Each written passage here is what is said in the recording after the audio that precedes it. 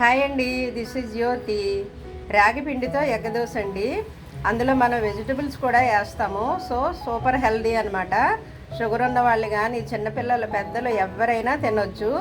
చాలా healthy and tasty. రాగి దోశ ఏ విధంగా చేయాలో చూద్దాం ఇప్పుడు ప్రాసెస్.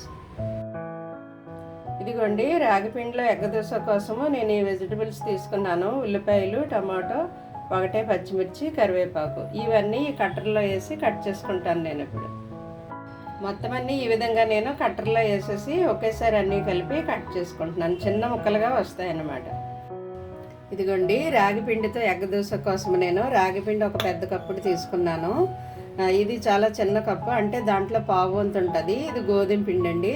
ఎందుకంటే రాగి పిండి దోశ వేస్తే తిరగేయడానికి ఇరిగిపోతుంది కదా, అది బైండ్ అవ్వడం కోసం నేను కొద్దిగా గోధుమ పిండి వేస్తున్నాను. ఇదిగో ఒక కప్పు రాగి పిండి, చిన్న కప్పు. ఇదిగో చూసారా, ఇందులో పెట్టి చూపిస్తాను. పావు వంతు ఉంటుంది అనమాట దీంట్లోనూ. ఇదేమో గోధుమ పిండి వేసాను. ఇప్పుడు దీనికి మనం రుచికి సరిపడా సాల్ట్ వేద్దాము. కొద్దిగానే ఈ పిండికి సరిపడా ఒక చిటికెడు సాల్ట్ వేసాను. ఇప్పుడు మనం దీన్ని వాటర్తో దోసల పిండిలాగా కలిపేసుకోవడమేనండి. దోసల పిండి కన్సిస్టెన్సీ వచ్చే వరకు మనం వాటర్ వేసి కలిపేసుకోవడమే. ఇదిగోండి, దోశ పిండి ఈ విధంగా కలుపుకోవాలి. ఉండలు లేకుండా మనం దోశ బ్యాటర్ ఏ విధంగా ఉంటుందో ఆ విధంగా కలుపుకోవాలన్నమాట, దోశ వచ్చేలాగా. అయితే ఇది అట్టు వేయడానికి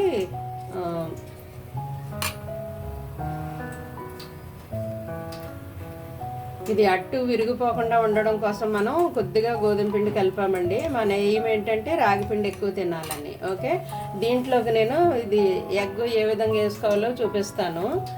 ఎగ్ కోసం నేను వెజిటబుల్స్ కట్ చేసుకున్నాను కదండి కట్టర్లోను. దీనికి 2 ఎగ్స్ తీసుకున్నాను నేను.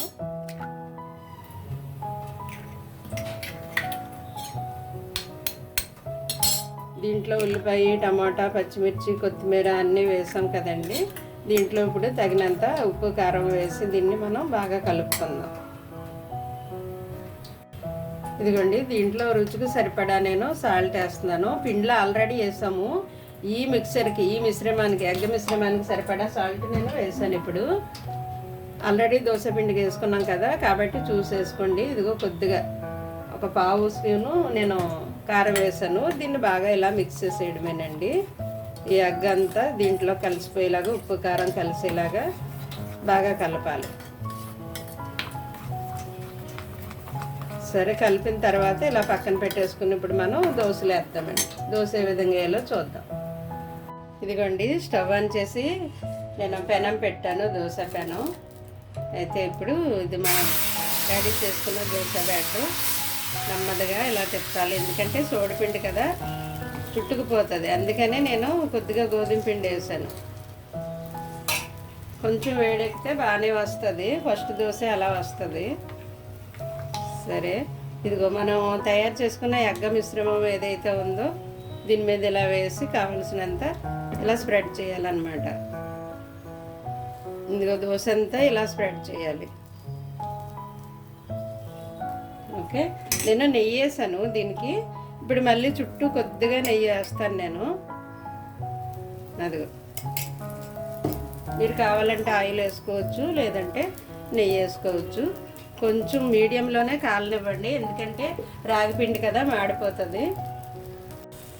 అడుగున మళ్ళీ తిరగేద్దామండి, కాలిందో లేదో. బాగానే ఈజీగానే ఊడిపోతుంది. ఓకే,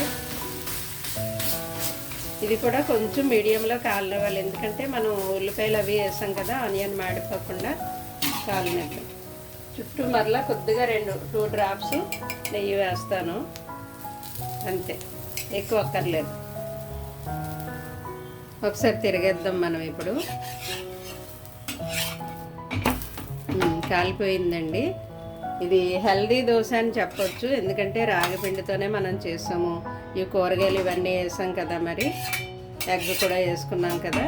సో ఇది హెల్దీ దోశ అనే మనం చెప్పొచ్చు. ఓకే, ఇంకోటి వేద్దాం ఇప్పుడు.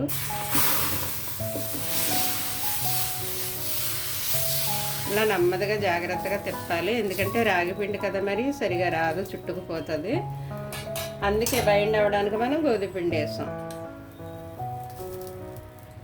దీన్ని లాగా స్ప్రెడ్ చేయాలి పైన.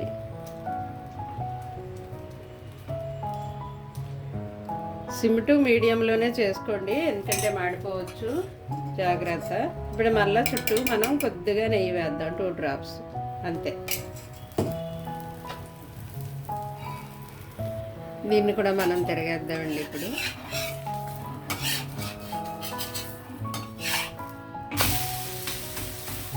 ఓకే, ఈజీగానే బాగానే వచ్చేస్తుంది, పర్వాలేదు. చేసేటప్పుడే కొంచెం జాగ్రత్తగా తిప్పాలి, తీసేటప్పుడు బాగానే వచ్చేస్తుంది. దీన్ని కూడా టర్న్ చేద్దాం మనం ఇప్పుడు.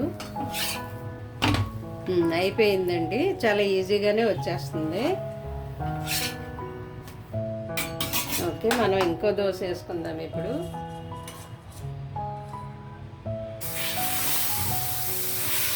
ఇదిగోండి, ఇలా స్ప్రెడ్ చేసేటప్పుడే కొంచెం జాగ్రత్తగా తిప్పాలి, తర్వాత తిరగడానికి మాత్రం ఈజీగానే వచ్చేస్తుంది.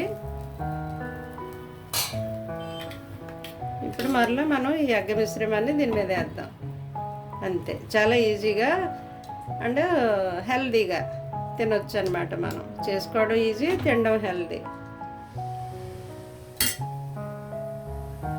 చుట్టూ మరలా కొద్దిగా నెయ్యి వేద్దాం, ఒక డ్రాప్స్, అలాగా 2 drops వేస్తే చాలండి. దీన్ని కూడా తిరగేద్దామండి మనం ఇప్పుడు. తిరగేయడానికి బాగానే ఈజీగా వచ్చేస్తుంది. దీంట్లోకి అయితే చట్నీ ఏం అక్కర్లేదండి, ఎందుకంటే మనం అన్నీ వేస్తాం కదా. ఆ ఎగ్గ మిశ్రమములో ఉప్పు, కారము, వెజిటబుల్స్, కొత్తిమీర ఇవన్నీ వేసాం కాబట్టి ఇందులో టమాటో కూడా వేసాను నేను, అందువల్ల టేస్ట్ బాగుంటుంది. చట్నీ ఏం అక్కర్లేదు, ఇది ఒట్టిదే ఈ విధంగా తినొచ్చు. ఇదిగోండి, ఎంతో హెల్దీ అండ్ టేస్టీ రాగి పిండితో ఎగ్ దోశ రెడీ అయిపోయింది. ఇది చాలా అంటే చాలా బలము, పిల్లలకి, పెద్దలకి, షుగర్ పేషెంట్లకి, ఎవరికైనా చాలా హెల్దీ ఫుడ్ అండి.